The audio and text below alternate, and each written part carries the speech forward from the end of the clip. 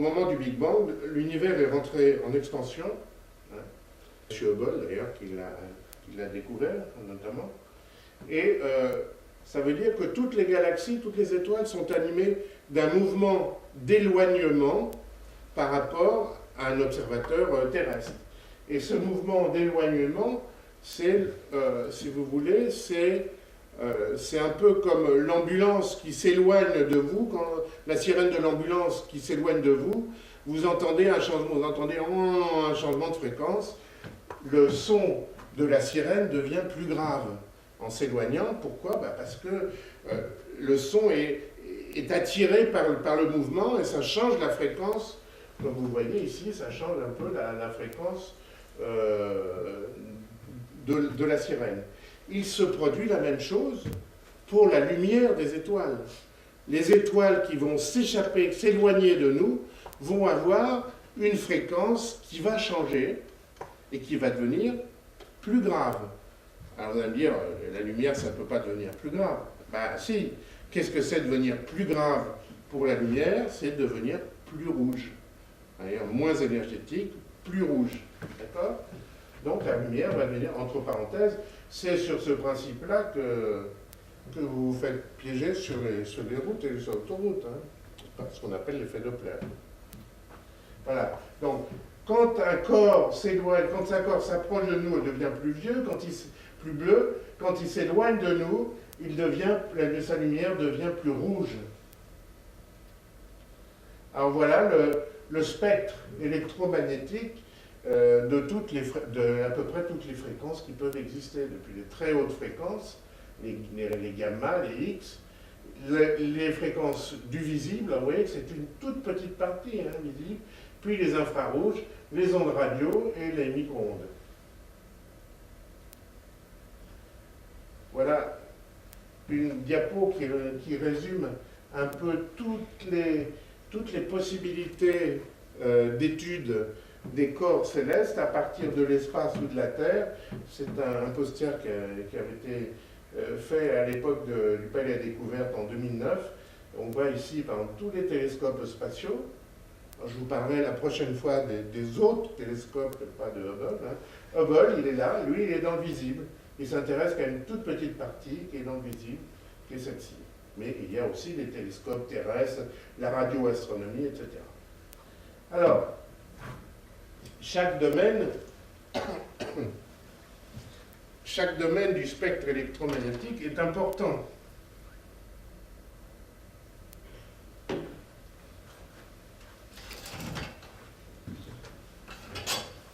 Les ondes radio renseignent sur les gaz interstellaires, sur les champs magnétiques. Les micro-ondes, je vous en avais déjà parlé au moment du Big Bang, ça donne des informations sur l'origine de notre univers, avec le bruit de fond cosmologique. L'infrarouge, surtout, est très important parce que ça nous renseigne sur les objets froids, comme les gaz et les poussières. Et on va voir que, justement, tout l'univers est composé de poussières, et l'infrarouge va nous permettre de traverser ces poussières. Bon, le visible, on ne parle pas. Et l'ultraviolet, quand on arrive à l'ultraviolet, au rayon X et au gamma, on arrive dans l'univers très énergétique, l'univers violent, les pulsars, les trous noirs. Et quand on peut combiner toutes ces informations, comme ça arrive sur les posters que je vous ai donnés, ou je vous ai montrés, on a différents aspects du même objet céleste, et on peut voir un peu ce qui s'y passe. Voilà par exemple, encore une fois, notre Voie lactée, que vous voyez dans le visible ici. Alors, le visible en anglais, c'est optical, hein, pour les Américains. Voilà. Mais vous voyez qu'en infrarouge, vous voyez la différence en infrarouge? Je vous ai dit, l'infrarouge, ça permet de voir les objets froids. Ben oui, vous voyez, toutes ces bandes de poussière là, qui bloquent la vue du centre de notre galaxie, ben en infrarouge, hop, on perce, on va au travers. Hein? Vous voyez ici, par exemple, d'autres longueurs d'onde infrarouge. Alors l'infrarouge, c'est très vaste, hein, on peut choisir une longueur d'onde. Ici, on est en rayon X, par contre, et en gamma. Alors en gamma, vous voyez cet univers violent, plein de sources gamma. Alors notre problème sur Terre, c'est que l'atmosphère terrestre est un filtre. Hein. Il y a en fait deux fenêtres dans notre atmosphère terrestre. Il y a la fenêtre du visible, ici, qui nous permet de voir, mais tout le reste est bloqué. Et il y a une grande fenêtre pour les ondes radio, c'est ce qui nous permet d'écouter la radio, ou à une certaine époque d'avoir, vous savez, quand c'était au début du siècle dernier, on faisait des astronautes, des radios amateurs, etc. Les émissions radio pouvaient passer par là. Alors donc on a toutes les bases maintenant pour commencer. Ben, vous voyez un exemple de ce que je vous disais là, justement différentes vues du même objet en différentes longueurs d'onde. Alors vous voyez dans le coin en bas à gauche, c'est Orion dans le visible. Bon, bah, Orion dans le visible, hein, c'est connu. Mais vous voyez, dès que vous passez en infrarouge, c'est incroyable, hein, c'est totalement différent. Et en rayon X, bah, en rayon X, on ne voit que les sources les plus puissantes. Et on va voir que, justement, plus on avance dans le siècle dernier, plus on a avancé dans le siècle dernier, plus on a essayé de créer des télescopes spécialisés dans chaque longueur d'onde pour recueillir un certain type d'informations.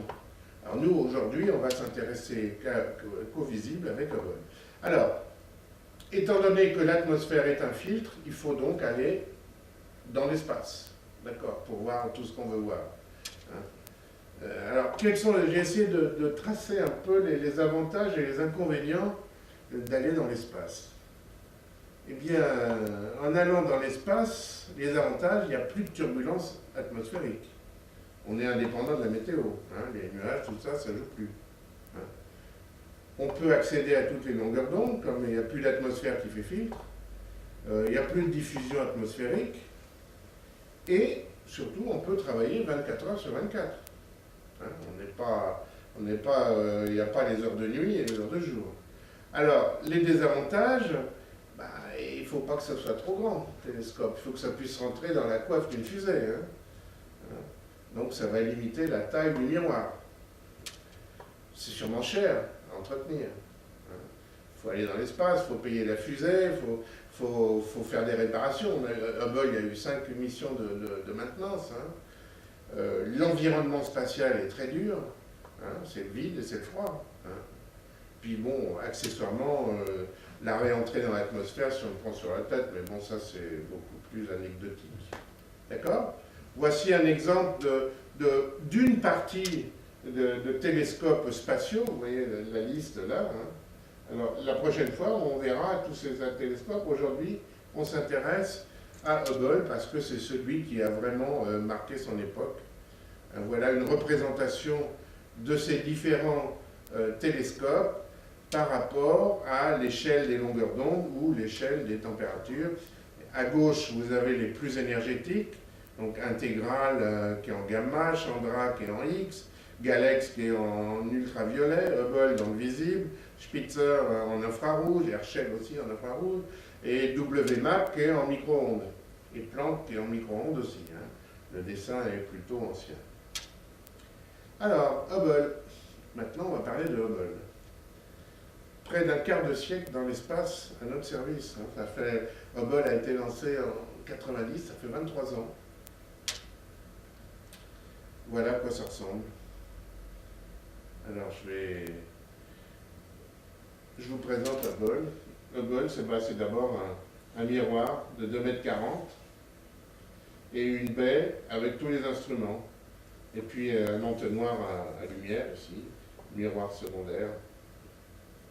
Alors, tout avait été prévu pour que ça soit dépannable en orbite. Hein. Je vais avoir un petit bout de film voilà, qui vous présente les différentes parties de Hubble.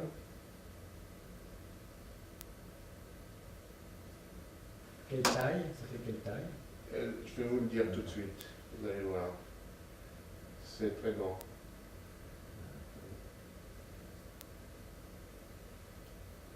Voilà à quoi ça ressemble en orbite. Et alors, avant de vous donner la taille, je vais vous parler du monsieur qui a eu cette idée. le monsieur qui a eu cette idée, c'est pas monsieur Hubble. Hein.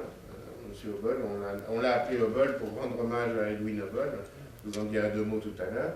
Mais je suis sûr que vous n'avez jamais entendu parler de ce bonhomme qui s'appelle Lyman Spitzer. C'était un physicien américain, génial, qui, juste à l'après-guerre, a eu l'idée de mettre en orbite des télescopes pour améliorer justement la qualité de l'astronomie. Et il s'est battu toute sa vie pour ça. Et il a eu raison.